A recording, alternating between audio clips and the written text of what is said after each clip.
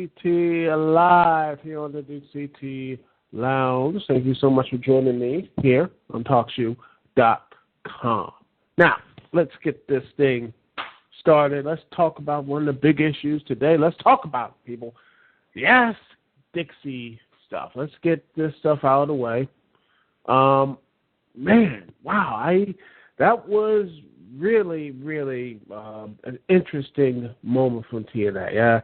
After what, let's be honest, they had a lot of bad press that was going on. The money that was supposedly, that they are spending to go on the road. And to me, part of me thinks that, I still think going on the road is a good idea. I don't think of them staying in the Impact Zone or finding a new place where the Impact Zone would have been. It still would have been like, yeah, it still stays there. But for 10 years, you have an audience of 10 years and you could barely get any money, And that, to me, 10 years you can't go on the road still. I mean, I would have seen more of a negative for the company, just basically playing it safe. I don't want to really say a company should never play. I mean, to me, I honestly thought they should have got out of the Impact Zone many moons ago. I think 2010 was around the time they should have. I don't think they shouldn't have signed Hogan. I think they shouldn't have not signed Bischoff, what have you. I think they should have saved their money, probably got some cheaper talents, and start going on the road more often in 2010 instead of just doing majority of the stuff in the Impact Zone over and over and over and over and over again. That sort of thing. But, whatever. It's still here. There's still... whatever happened has happened, and that is of what happened. Just you can't sit and bitch and complain about it that much, but in the end, that's what it is. What have you? So anyway, let's get on to another thing. The Ask Dixie stuff. Now, the Ask Dixie stuff, I knew. To me, that was really a bad idea of asking a huge forum like, the internet and not expect them to do some really nasty and disturbing, stay like, really. And there were some really good questions in that whole menagerie or what have you. But this was just, wow, just really the Ask Dixie stuff really just, I'm sorry, that was really type of stuff like, some of the stuff so all that stuff that was there just really just bothered me. Just like, really, because eventually, stuff like this does not appear in a bubble. It's not going to a vacuum and have you. This internet stuff goes all on and everything else. And other fandoms, other people who aren't wrestling fans look at this stuff. And what do you think their response is going to be, people? What response is going to be to the other masses, what have you? Is it going to be, that's clever, that's funny, and all that type of stuff, that sort of thing? Or are they going to be looking like, oh, my God, the wrestling fan base is full of sexist, immature douchebags? Which do you think is going to be the more preferred thinking of that? I'm just saying, because as a society, people will judge people. When it's wrong, it's really wrong, but to be real, it's something really very interesting type stuff, about this whole thing, about Dixie Carter and the Ask Dixie stuff. It just really, really, to me, I know a lot of people are upset at TNA at this point. A lot of things were on here, but you got to understand, throughout the context, or even with the context, it is those tweets and what have you send a really bad message. I mean, she is a figurehead of a wrestling organization, and some of those tweets will be like, wow, those were really offensive type stuff, and, it doesn't look that good. That's what I think. I mean, again, I have problems with TNA, and most people, would say, here's a list of them. And again, there were some really interesting questions in the Ask Dixie tweets or what have you.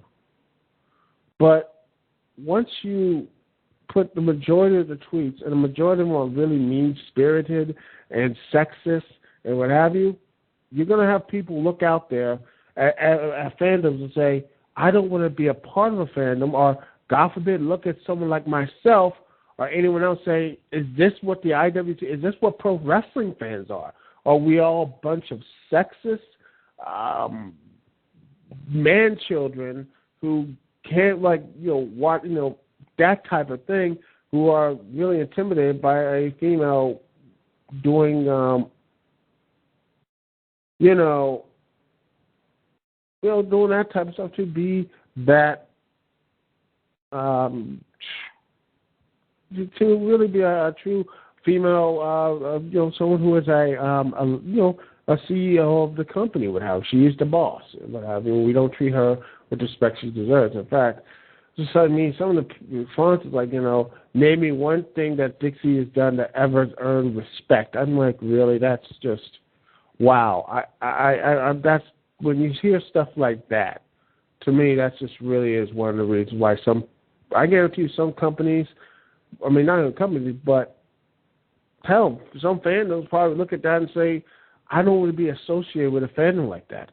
Hell, look at the Brody community and what have you. I know Such a Cat Studios already talked about, I think B-Mask, said basically, I don't want to be a part of a fandom that takes this stuff way too seriously and just does a little, that type of negative type of stuff, that sort of thing. And once you do that, once you look into what the actions of other people who drive people away, because let me honest you people, wrestling right now is not in a good place. We need as much as fandom as we can get. Ring of Honor are not doing internet pay-per-views anymore. Shikara is dead. PWG is not doing any type of shows, only doing 6 shows, doing less shows every year, doing less and less shows. And New Japan don't really draw as well as, say, TNA does. That's really something, drawing TNA or what have you. And much as everyone loves the WWE or what have you, and believe me, I think they're doing some good stuff here, but let's be real here. The main event or what have you, the main eventers, let's be real here. There aren't really any main eventers to the WWE. Now, before all y'all guys going crazy, I'm going to say this right now. Besides John Cena and Randy Orton, who out there is going to draw the company in the next 5 to 10 years? Don't say Daniel Bryan, but Daniel Bryan, who I love Daniel Bryan, but to me he's more of a Chris Jericho, a guy who can fluctuate to the mid cards to the main event, which is that's not a bad thing to be. Hell, I thought at best he would probably get an Intercontinental, just a lower mid card to a mid card getting the Intercontinental runs right now, what have you. That's what I would thought he would be, but I was proven wrong, and hopefully I'm wrong too. Hopefully he is a cemented main eventer. But that's really it. For the last couple of years, the WWE's main event scene has been completely and utterly just been destroyed by the WWE's own incompetence. Look at Ziggler. Dolph Ziggler should be a main eventer, but they have him lose almost every single match. Seriously, until he turned face, what have you, he hasn't won a manable match. His most big win right now, his biggest win of his career against John Cena in a ladder match that happened last year. And what happened after he lost? He won that ladder match. He lost against not one but 2 John Cena matches, and then even in a steel cage, which he did pretty well. He got crap put on. Literally, crap fell on top of the ring and just fell on him. Then he, with the Money in the Bank briefcase, lost majority of his matches. Seriously, he lost majority of his matches. Don't get me, they're mostly good matches, but he never wins. And then he tag teamed Big E Langston in a very short but okay match at WrestleMania, which again he eats the pin. He gets a victory from Del Rio after he injured, basically takes out Del Rio and becomes a World Heavyweight Champion. Then, he starts facing people. He lost to Jack Swagger as the World Heavyweight Champion. And I think he lost to Del Rio, too, in a long time match, just to set up the triple threat ladder match. But guess what? He got a concussion, and he basically was on the shelf for so long, what have you. And then he got back and he started losing again and just start losing. The dude has not won any major matches, major important matches. He has been a loser. And he's not gauged as being important to the eyes. So he might be a great wrestler, whatever you, in the IWC, whatever you, loves him. But in the end of the eyes of the majority of the crowds, the casual crowd, he's a loser. He might have a catchy thing, but in the end, he's just a loser who can't win really the big one. Same thing with Ryback, which just amazingly, they destroyed his joint. I'm just amazed how Ryback has been completely bitched out. It is amazing how they did that. They destroyed him. They could just have him win the Intercontinental title, just beat up people, and then build himself up and finally get his revenge against CM Punk. At WrestleMania, that would have been great. People were cheering Goldberg, but they're also cheering "Feed Me More." They were with him. Instead, no, they made him to a generic heel, bitched out against John Cena, had him tap out to Miz's thigh kicks. Seriously, seriously, Ryback has just, I still can't get over that. Ryback gets drop kicked by the freaking Miz, and he taps out too. Why? What else? Let's see. Who else got really screwed by this whole main event stuff? Sheamus. Remember him? He wins the WWE Championship. First time he wins the championship, he was on the show for what? The Slammiversary 2009. I know that was painful, people. I know it was a horrible, horrible show, but bear with me, or what have you. This guy only made one appearance, and then that one appearance at the beginning of the show, and then after the show. Didn't do any promo, whatever. He had little promo of him winning the breakout star in 2009, and that was it. And then, what does he do his majority of his championship reign? Face Evan Bourne and Santino, Morella, just him beating up those guys multiple times. And that's it. And he lost. He won against Randy Orton via disqualification in a match that no one gave a complete F about, which was terrible, by the way. Let's see, what else? What else happened during that? Oh, and he got pinned by Triple H in the Extreme Chamber match, and no one really cared afterwards. I mean, just he floundered. And then he won the title again, and the same stuff happened. He was not even close to me, but he was just there. Sheamus was just there. He wasn't even a main part of the show. He was just there. No one cared about him. I mean, again, and then he lost, and then,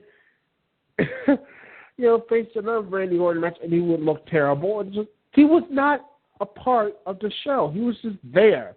And then you wonder why no one truly cares about Sheamus. I think he really got over doing his world title run, and even still, it was still handicapped because he couldn't. I mean, the whole 18 seconds thing. That was supposed to leapfrog Sheamus to that main event status, but instead it lit Daniel Bryan to it.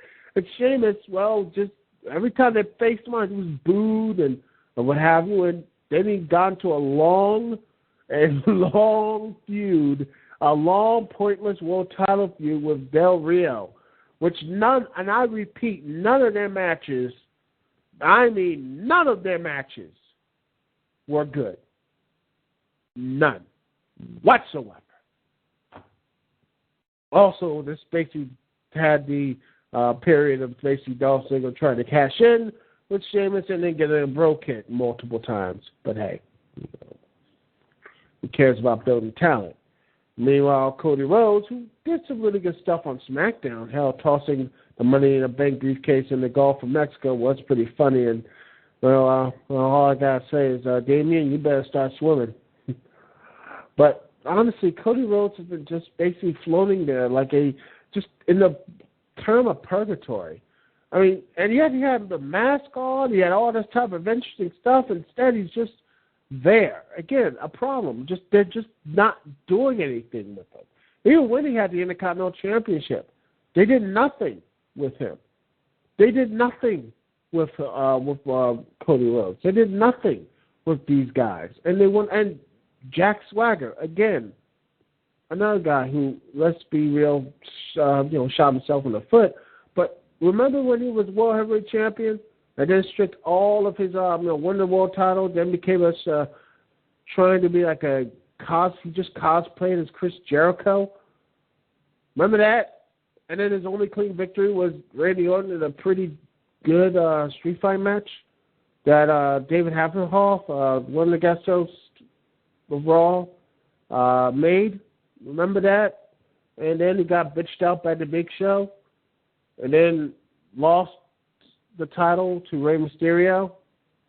And then, just was a blank. And then the only thing noticeable, then he just became Michael Cole's training partner and became basically known as his lackey. That was it. Yeah.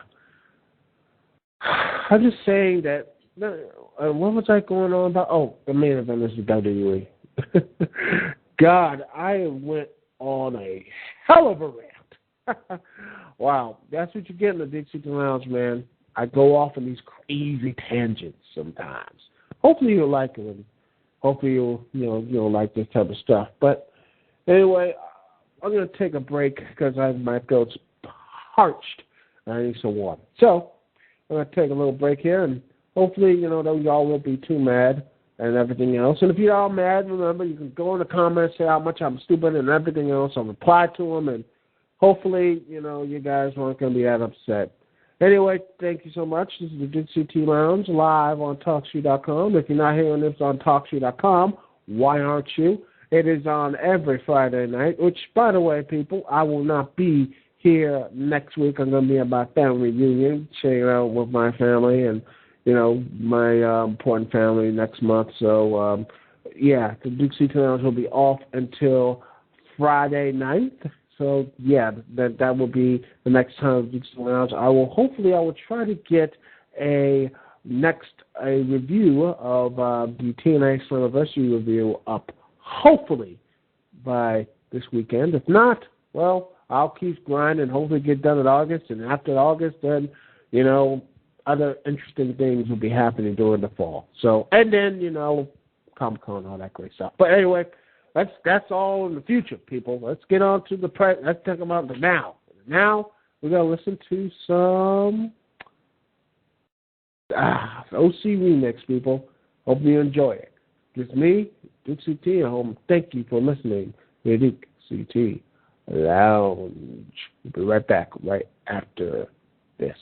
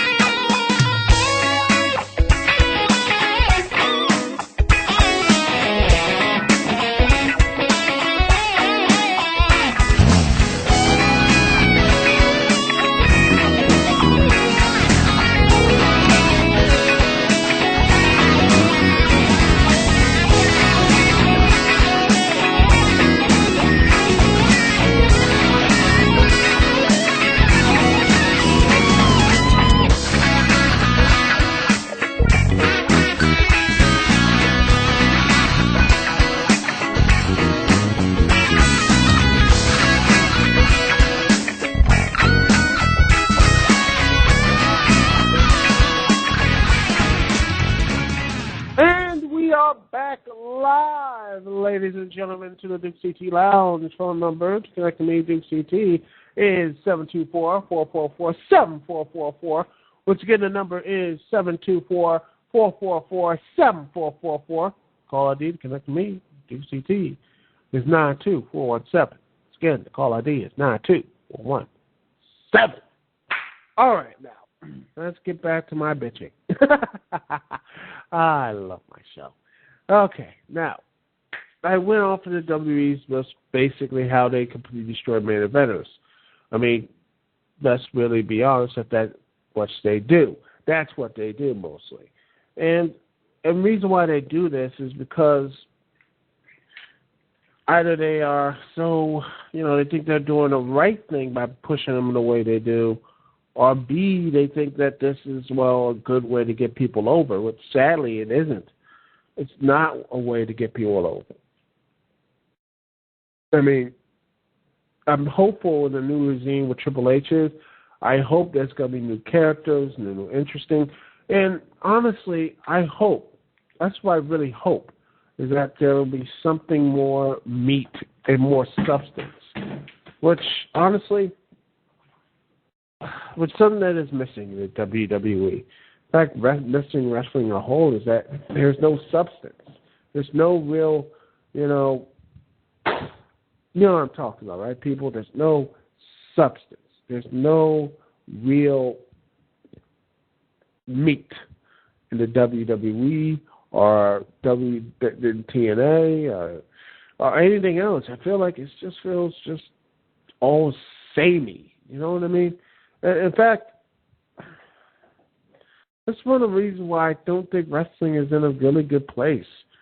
I mean, there are some good moments and good little pockets of good stuff here, but like, for example, like I said, Daniel Bryan is pushing the main event. You have CM Punk take on Brock Lesnar, WWE, and what have you. You have in TNA, the Bound for Glory series. I'm liking the stuff right now. In fact, you had a very good match between Jeff Hardy and AJ Styles, and AJ Styles picking the victory via submission. I like that. It was really good, and it was a very good match, and Jeff Hardy tapped out. Very good stuff. And Chris Sabin did a pretty good job, handling himself as the TNA World Champion, and this whole thing, building up for him and Bully Ray. I like that. They do play the underdog route pretty well with Chris Sabin and Bully Ray. I'm just hopeful the next match will be more athletic, and the next match supposedly is going to be in the Hardcore Justice next month in this nice pay-per-view. And I do like it. It has a nice Clash of the Champions type feel to these when TNA does them. I really like that style, and hopefully, I think this might be here Bully Ray's getting the title back. I don't know, because it is going to be a steel cage. I wouldn't be surprised if Aces and Eights gets involved and the Hammer gets involved and everything else. So I don't know. I just don't know about this whole thing. Part of me thinks Chris Sabin should keep it because, let's be honest, I don't care about the Aces and Eights.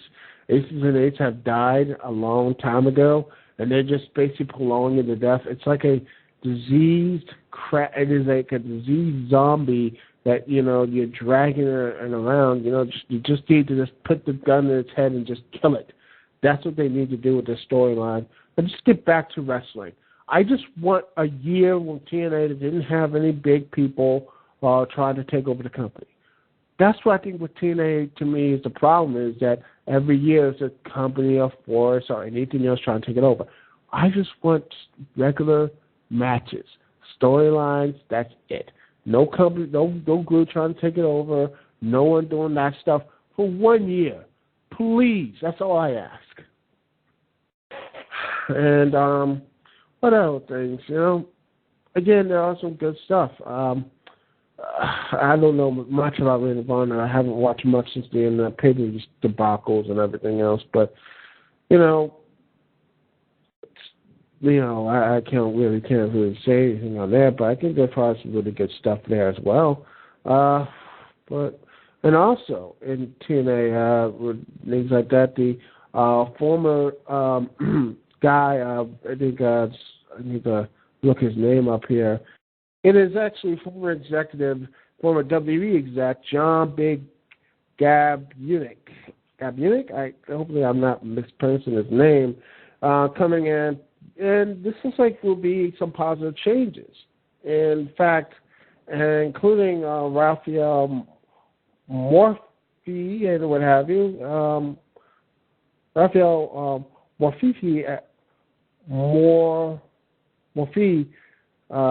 Raphael Morphy. I can't pronounce his name right. If I mispronounce it, I apologize. He's been getting a lot of praise during the company and the media side of things. And also, you have Dave Lagana and Matt Conway have been doing some good stuff in creative. So I think hopefully this means a new direction for TNA. That's what my hopes are. But, I just feel there's a bad mood rising, some real bad stuff. Because again, maybe I'm just, just really just paranoid. Maybe I'm going crazy, but I just feel like the WWE and TNA and, if TNA is all, if that stuff is true, I hope it's not true. I'm hopeful that money, that losing money stuff is not true, because if it is, I really think it was been a bad idea if they should have left. I don't think they should have left if that was going to be the case. Also, with WWE, though, to me, it's getting vibes with the WCW route. And, somehow, there are some good stuff in there, but to me, there's still, there's a lack of a mid-card, which to me is a really big sin with the WWE, because they have the talent. They have the stuff that really can make a good, interesting mid-card, but instead they just lie around and do absolutely nothing. Their wins and losses mean absolutely nothing, because wins and losses are meaningless to the WWE and some part of TNA as well. It just seems that, there's no real good tag division. Same for TNA, they have no tag teams. And WWE, they have several tag teams, but to me, they just only set them up for the Shield, which I'm going to say something that really is going to piss some people off. The Shield are just there. There's no purpose to them, and I'm getting bored. I'm getting bored of them. I'm getting bored of the Shield, and that should not be the case. The Shield are a group of really good workers, including Roman Reigns. Roman Reigns is very good at what he does. I like him. But I'm getting bored of the same stuff over and over and over. Shield looks down, come in, beat up people. Why? Justice. And since then, their belts, to me, it's more of like albatrosses on their necks. The belt is more of an albatross on the Shield's neck. Seriously, who would have thought the Shield, this hot group, is going to be on the pre-show? No matter what the good match is, what type of new name it could call it, the pre-show, kickoff, what have you, it's still a pre-show match, and no one's going to give two flying F's about it. No one. And that's how the fall of the Shield has gotten. And now, I don't know what they're going to do again. They're going to have to fight the Usos again? And if they are, why? They already beat them definitively. And it just seems like, just running their tails, just basically going in circles. And trust me. And sadly, this probably was the best situation with Shield and now taking on Mark Henry and Usos, because the original plan was Big Show and Mark Henry teaming up on two versus three, as Big Show and Mark Henry will team against the Shield in a 2-on-3, a 5-man tag match at SummerSlam. And supposedly that could still happen. I just don't know. If that's the case, it's not going to be like, again. And then the Shield will be pushed as a dominant force, so they get they do all that running and jumping, and then next Roman Reigns hits a big spear, and then the 1, 2, 3, and the Shield look dominant again. And I'm just getting tired of them. I'm just getting bored with them. They can put on good to great matches, but I'm getting just sick of them. Dean Ambrose hasn't defended the U.S. Championship since when? Since what? It's been going on for a while now. In fact, I think it's just the second month. This might go on like 2 months. He hasn't defended that U.S. title on television. And that's bad. The U.S. Championship, if people say, well, Dean Ambrose won the U.S. belt will mean something, it doesn't. He hasn't defended that belt. He hasn't done anything with the championship. That was going to be Christian, but it looks like, according to spoilers, that's not going to be the case. It's just, I don't know. It just seems like it's a Shield are just there. They have no purpose, no direction. There's nothing to that. And I'm frustrated. And I don't like to be frustrated, because I want the Shield to be good. And I want these guys to be great. But instead, we get people.